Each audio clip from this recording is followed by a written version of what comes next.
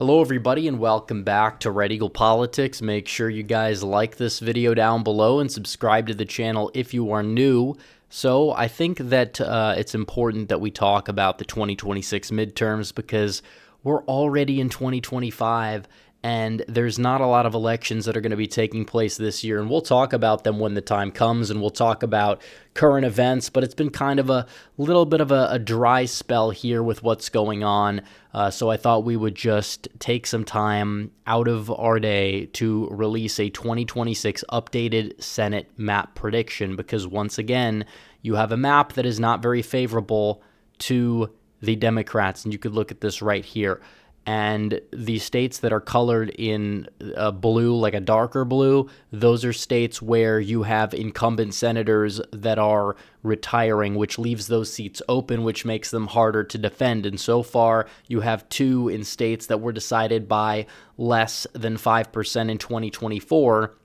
On the Democrat side, possibly even New Hampshire, there's questions. Is Jeanne Shaheen going to run for re-election? Definitely, she's filed paperwork, but still there's people in her orbit saying she still might not go for it. Meanwhile, on the Republican side, they got Collins to run again up in Maine. It seems like they're nabbing their top recruits in a lot of key states, and definitely it's possible that even during a Trump midterm, you could see Republicans expand the Senate based on which states are up for grabs, the fact that they're likely to hold the states that they already have incumbents in, and possibly a solid chance to go on offense and pick off a seat or two as well, especially these seats where Democrats are not putting up the strongest candidates. So without further ado, I think we should get started and fill this map out, fill out the safe Republican states first, the states that are going to elect a Republican senator by 10 points or more. And honestly, when it comes down to some of these states like Texas, Louisiana,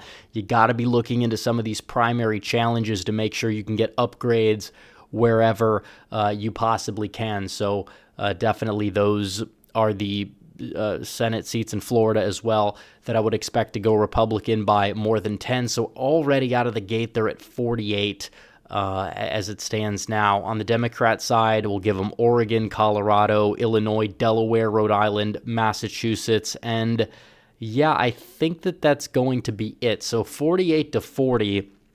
You have 12 up for grabs, but some of these are not going to be as flippable as others. For example, Alaska, Ohio, and Iowa. These are all states that have incumbent Republican senators who are likely going to run for re-election. It's possible the margin's going to be over 10 at the end of the day.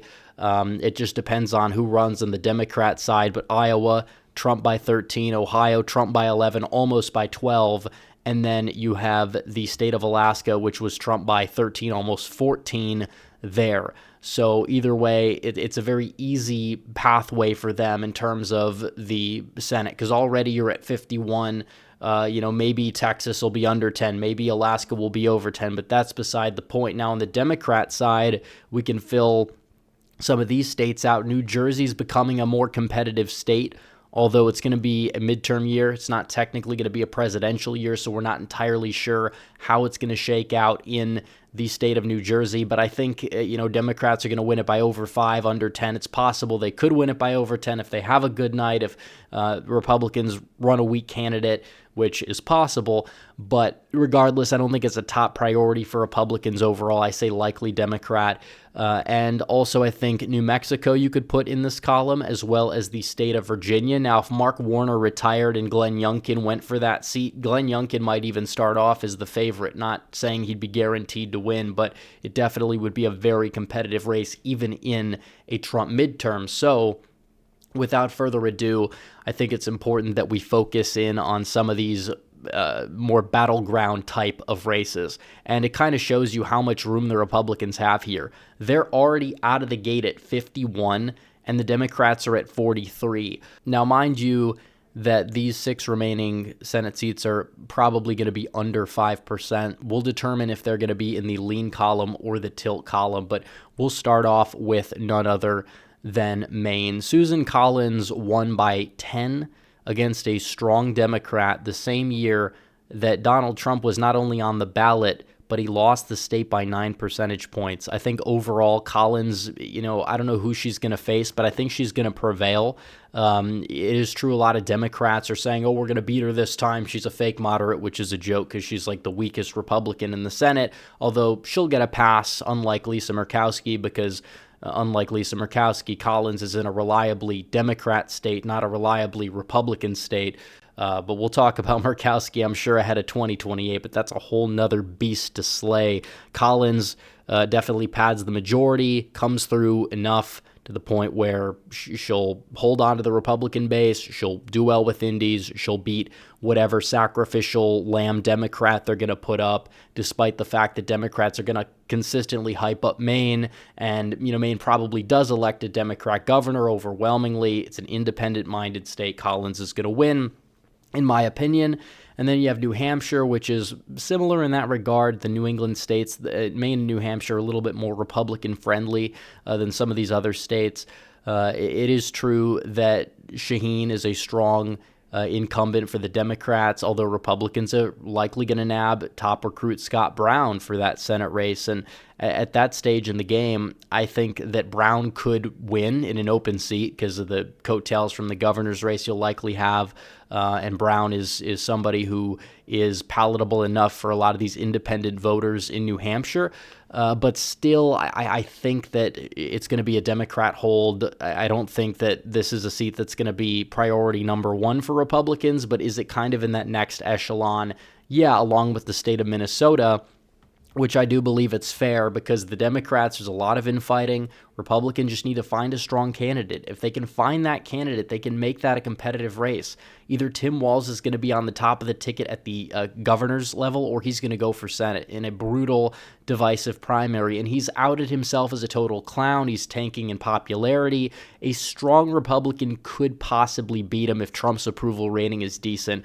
But for now, I think we're going to leave it as a Democrat win by less than 5 points, more than 2 points, until further notice. But again, it just depends on the candidate. Same thing with Michigan, by the way, which I think that we can add another option here in terms of the map, and I think it just depends on candidate, because I think that in a midterm year, it's tough in Michigan if you're a Republican, because in order to win the state, you got to be like Trump and turn out a lot of these low propensity voters that don't usually turn out when Trump is not on the ballot. And I think in presidential years, Michigan can go red, but Republicans have this issue. I do think they very well could pick off the governorship, though. I think they're favored based on the fact that it's a three-way race. But in terms of the Senate race, Democrats seem hell-bent on nominating Pete Buttigieg. And if they decide to do that, I think they're going to lose the state of Michigan. He's an awful fit. He's a carpetbagger. He's their Dr. Oz on steroids for Michigan on the Democrat side. I think overall, it depends on the candidate, because if they put up somebody who I guess you would say is more established in Michigan politics, I don't know who that would be. Somebody like a Haley Stevens, they might be able to win, but Buttigieg is awful. Like if Republicans do run it back with Mike Rogers, I think he would beat Buttigieg, but I think that another Democrat candidate is going to be a little bit tougher to beat. Doesn't mean it's impossible. It just depends on the environment. Also, Georgia.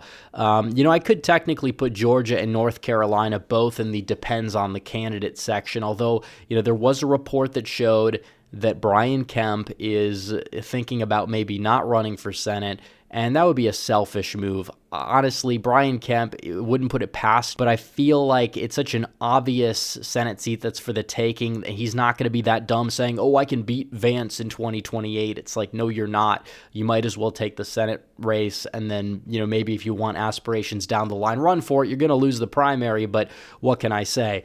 But Brian Kemp, not a fan of the guy. But if he runs, the primary is his. The general's probably also his. I think he beats John Ossoff without a runoff. There was a poll that had him up 7. I don't think he'd win by 7. Do I think he'd win by like 2-3? Yeah. And then you have North Carolina. And this one also, you could say, depends on the candidate. Tom Tillis is likely going to be the Republican nominee. I think he's more vulnerable, honestly, than Kemp. But if the Democrats put up somebody not named Roy Cooper, I think that they're not going to really stand a chance against the North Carolina GOP. that has actually done a good job of turning out their voters, no matter what the environment, no matter what the year, and that's true. So I do think Tillis would beat anybody not named Cooper. I still think he could beat Cooper. I think Cooper's overrated.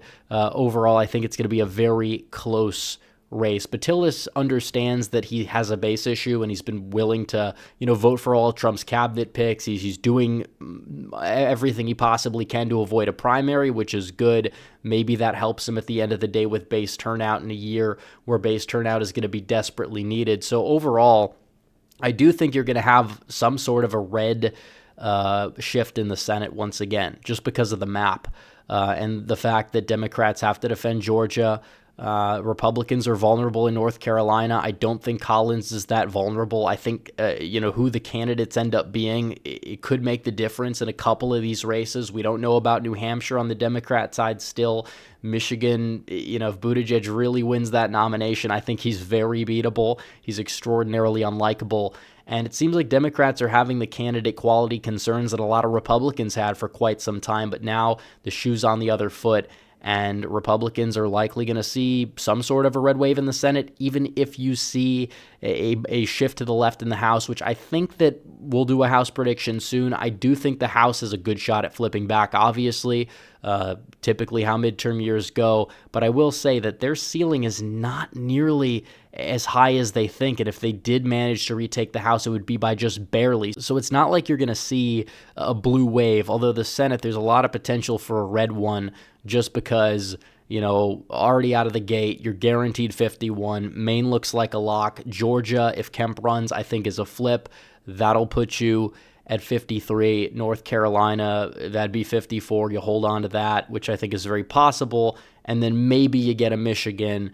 Maybe you could go after a New Hampshire. 55's on the table. We'll have to see. This is not the best case scenario. This is just the regular prediction, although I'm sure it's going to change a lot over the next year and a half. So anyways, guys, thanks for watching this video. Like this video down below, comment down below, subscribe to the channel, hit the bell for notifications so you never miss another video. Follow me on social media. The links are all in the description down below, and I will see you guys in the next one. Red Eagle out.